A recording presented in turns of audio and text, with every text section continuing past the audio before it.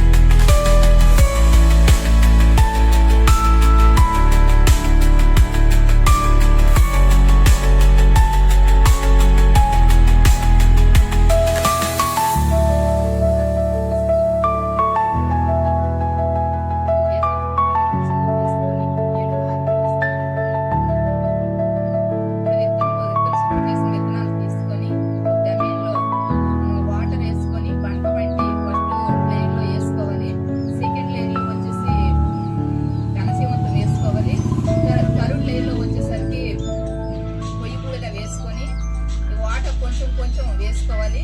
ఈ వేసుకున్న తర్వాత ఈ విత్తన గురుకు అనేది తయారవుతుంది. ఈ తయారైన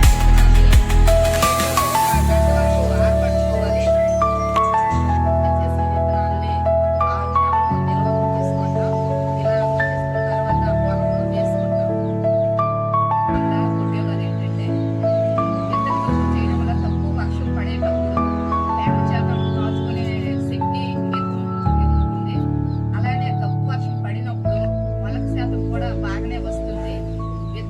ఈ విత్తన గురుకు వల్ల నెక్స్ట్ ఇంకోటి ఏంటంటే చీడపీడ పురుగులు కూడా రావు, ఎటువంటి చీమలు దోమలు కూడా తినవు.